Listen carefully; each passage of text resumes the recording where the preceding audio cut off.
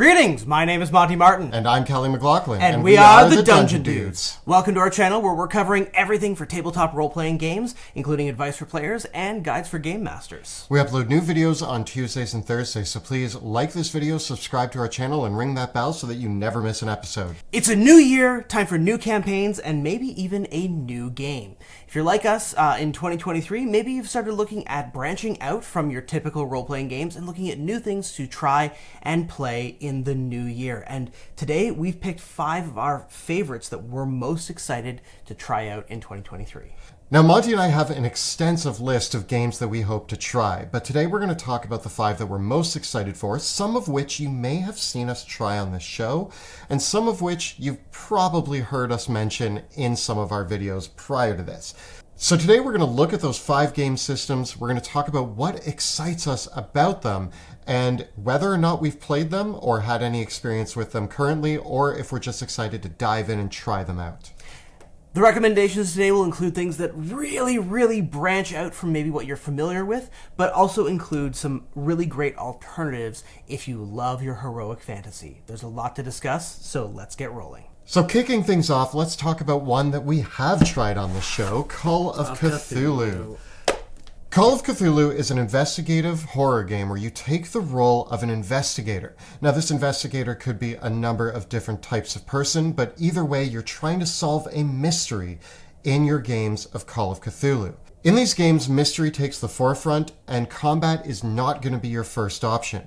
It brings a little bit more of gritty realism to the game, while you try to solve mysteries surrounding horrible monsters and Lovecraftian elements from cosmic horror. The notion of your character's sanity is front and center in Call of Cthulhu, because as your character investigates mysteries which might begin innocuous at first, you will discover the horrible truth of the Cthulhu mythos, gradually eroding away at your character's sanity as you are physically threatened by forces beyond the cosmos that humankind can never fully understand or comprehend. The system is actually surprisingly lightweight and easy to learn. It's a D100 based system where your character needs to roll under your attribute in order to succeed, and the keeper or the game master is able to modify this by having you roll under half of your score. Call of Cthulhu is wonderful because it can be entirely played in the theater of the mind. There is no real need for miniatures or maps or terrain, although because it has this investigative focus, there's a real great opportunity to use tons of great handouts and archival footage. And one of the things that I love about Call of Cthulhu is that you can change the setting very easily from the default 1920s United States. We ran our game in 1990s small town Ontario, Canada, and there are so many hacks of Call of Cthulhu, various editions that change the focus from Pulp Cthulhu to Cthulhu Tech to Delta Green and others. There have been many different iterations on Call of Cthulhu to give you that feeling from anything from something that is very tightly inspired by the original works of H.P. Lovecraft and his other contemporary writers, or you could run something that's more akin to the X-Files with the system, or even if you want to pick up Pulp Cthulhu and punch Cthulhu in the face, you absolutely can. Call of Cthulhu is one of the most fun RPGs that I've played in recent history. And actually, if you do want to check out our one-shot that we did of Call of Cthulhu, you can check that out right up over there. This one-shot was really fun and featured our player Jill and myself with Monty as the keeper. And it was an absolute blast, and I really like diving into the sort of more real-world nature of just playing a author rather than anything heroic. I was an author trying to find his lost manuscript and looking for a missing friend. And that was enough to get me going, and it made the decisions much more interesting. In a lot of RPGs I've played, it's so easy to say I pick up my sword and run at the dragon, but in Call of Cthulhu, you have to think very carefully because you are a fleshy human who, if you get shot once, you might die. And bringing that into a role-playing game was really interesting for me, and I absolutely enjoyed the experience. Call of Cthulhu has a very strong horror and mystery focus, and this does make it much less of a light-hearted game. And so for players and groups that are more interested in a little bit more of a laid-back experience, you don't necessarily want to get scared about the existential dread that lies at the core of the human experience when you're relaxing on a Friday night with a beer with your friends. maybe you want to try the next one instead. If you're still a fan of horror, but you want that lighter game system, we've also talked a lot about Monster of the Week. Monster of the Week is a game that I have ran several times on this channel, and it is a lot of fun. It still brings to life those horror elements, but as the name implies, Monster of the Week is an episodic adventure. You could string together several episodes, or just dive into a single night of gaming. It is based on the Powered by the Apocalypse system, which we also have here. Apocalypse World. And is another recommendation. The system is extremely lightweight. It is a 2d6 system where, simply put, whenever the character needs to do something where there's a possibility of failure or success, they roll 2d6 and determine whether they succeed, fail, or land somewhere in the middle. Usually when they land somewhere in the middle, it means that they succeed, but at a cost. What's really interesting about this game system is it rewards the creativity of the game master running the system. The reason for that is that as a storyteller, I love the ability to think on the fly and always have a few things in my back pocket on what could go wrong at any given moment. When those players roll the dice, I get to think, oh, they rolled low? What's the worst that could happen in this situation? Or if they roll in the middle, well, okay, you squeeze through the window, but you drop your flashlight. Having those gives and takes makes the game continually interesting and a lot of fun in what is a very open, collaborative storytelling system. As Kelly mentioned, Monster of the Week is powered by the Apocalypse, which means that it is derived based on the original rules of Apocalypse World. This system has been profoundly influential in TTRPGs and has spawned all manner of Powered by the Apocalypse systems. And if you still want your dose of heroic fantasy, but you like this, you can check out Dungeon World as well, which is a Powered by the Apocalypse system that was going to give you your wonderful taste of your dungeon crawling, open-ended rules light systems. The McElroys of Adventure Zone have been using this on their stream games and podcasts as well. And so Dungeon World, Apocalypse World, Monster of the Week, all the Powered by the Apocalypse systems. It's like going into an ice cream store that has every possible flavor of ice cream, because you can find a Powered by the Apocalypse system that is riffing on the genre or the type of game that you want to run.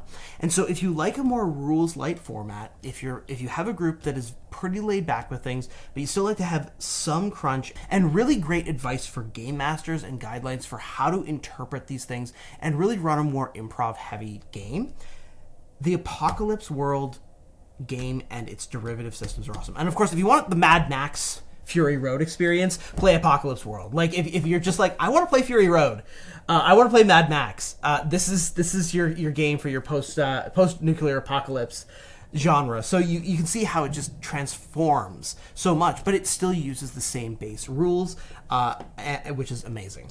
And Monster of the Week lends itself a little bit more towards those of you who are fans of, they mention X-Files by name in here, but they also mention Buffy the Vampire Slayer, or those sort of shows where you have your Monster of the Week. Yeah. That Smallville is another great one that always Yes. had its Monster of the Week. Superman has to face a new villain every week. What's the mystery? Has to solve who the monster is.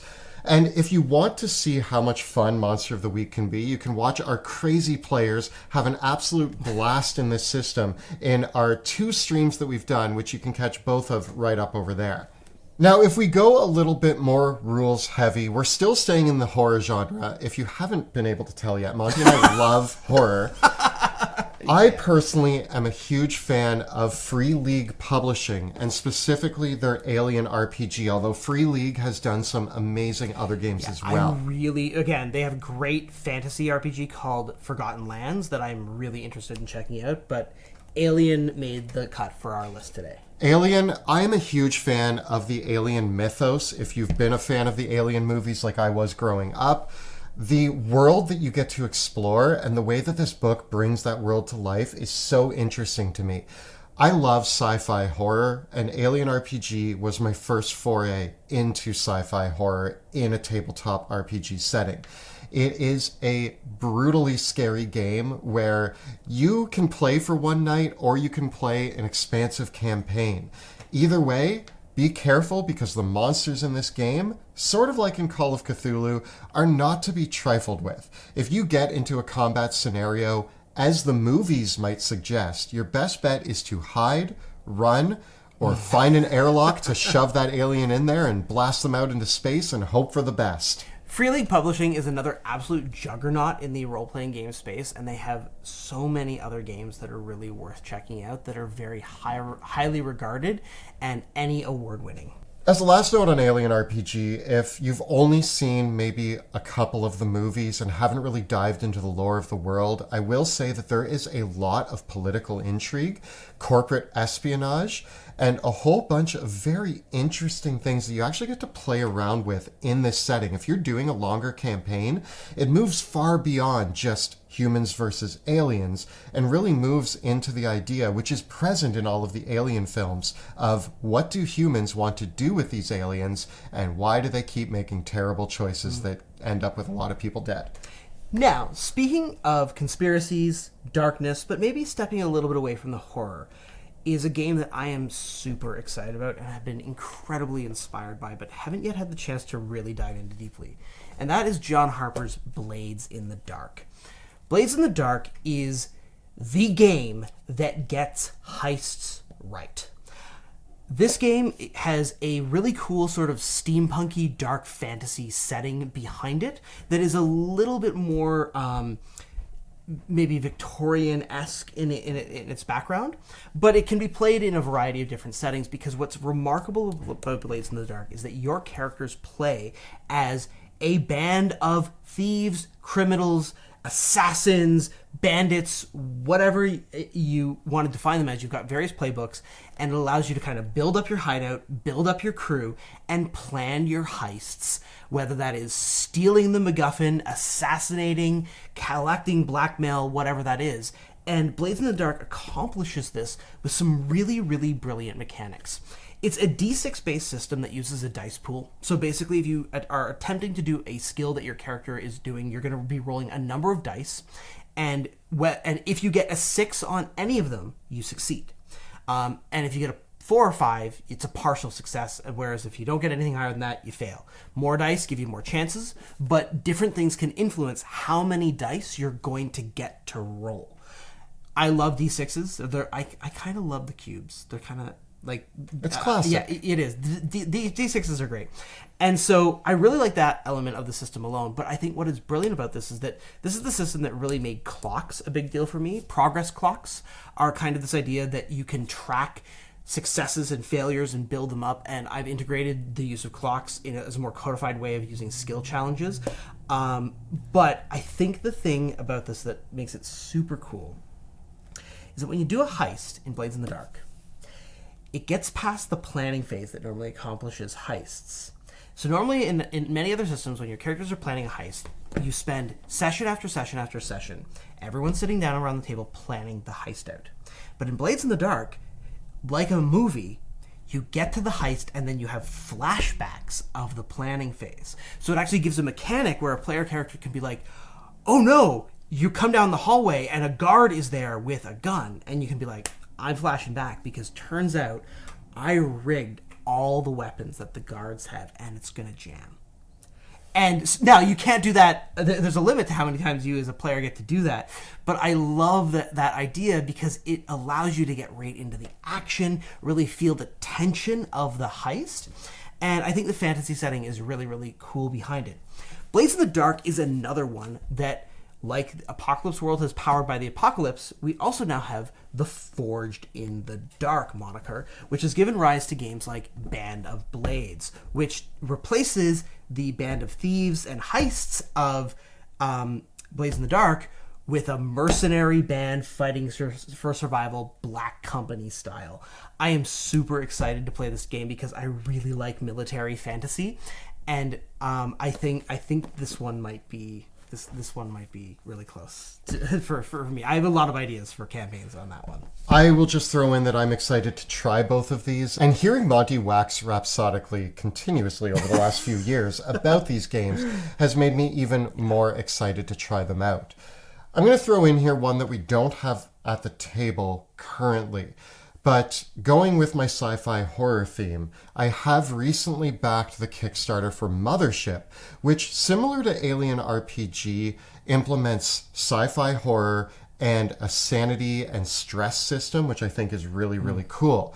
But is a little bit more rules light than the Alien RPG and lends itself more towards the monster of the week sort of game style. I'm excited to get my hands on it and try it out and see where that one goes.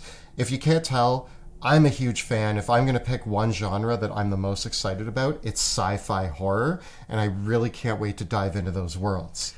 And I also want to get, before we get to our last pick, I also want to give another honorable mention to Monty Cook Games and the entire Cypher system. I love Numenera. I think it's super, super cool and worth checking out. And if you like your D20s instead of your D6s and want a really interesting system that works for a variety of genres, check out the Cypher system in Monty Cook Games. Speaking of D20s, the last game we're going to talk about today is one that a lot of people have heard of and a lot of people have recommended to us countless times, and that is Pathfinder.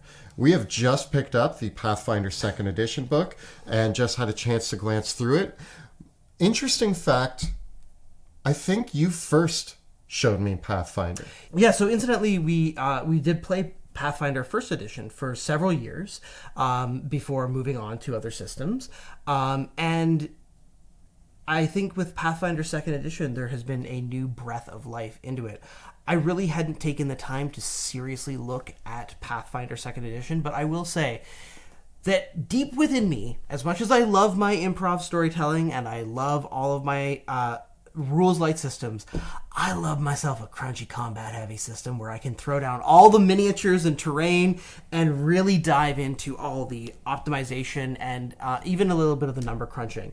And I gotta say, reading through the Pathfinder core rulebook, there's a lot of decisions in this that I really like. There's a lot of things about this, the way the system has been brought together to deliver that experience of the combat-focused fantasy role-playing game that still balances out all the other elements that you want to have in a role-playing game. Paizo Publishing has a special place in my heart because for me, I was a huge fan of their magazines when they were in control of them, and I really loved their adventure paths ever since Rise of the Rune Lords, and I still have the original print run of all those Rise of the Rune Lords adventures. Even just glancing at it, first edition of Pathfinder had a reputation as Mathfinder, of having a lot of crunch to it, a lot of customization, a lot of options, and being a very clunky and complex system that required a high degree of system mastery to play. And I really think that the new philosophy, that the philosophy of Pathfinder 2nd Edition has been around building a really tightly balanced and really rewarding gameplay experience that delivers on that heroic fantasy role-playing game. It's going to be a while before we digest this because this is, admittedly, a massive rulebook. And this is huge. And there's a lot more. We got copies of the Bestiaries 1, 2, and 3, and the Advanced Player's Guide, and the Game Mastery Guide. So there is a lot of crunchy stuff to digest here. But I think that our brains can pick this up pretty quickly. You know what I mean? We've been playing TTRPGs for a while, and it's even interesting that my first foray as an adult into TTRPGs was in the first edition of Pathfinder until we decided to try out some other systems. But I had a great time back then. We played Rise of the Rune Lords. Yeah. And it is one of the most memorable campaigns that I've ever experienced. So returning to Pathfinder and trying it out again is just something that seems exciting to me.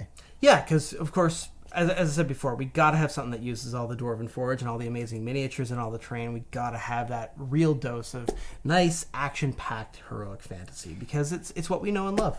So I think to close this all up, if there are any systems that you love that we didn't mention, we would love to hear about them.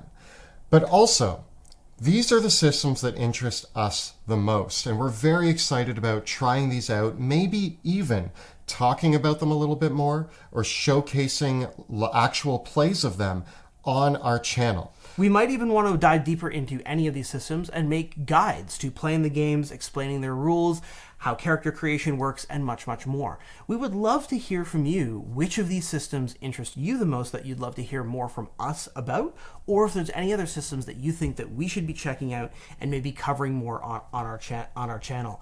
Going forward, we're really excited to broaden our horizons on the channel and share much more of what we discover, because we've played a lot of RPGs over the years, a lot of different ones, and we haven't given them the showcase on our channel that they deserve.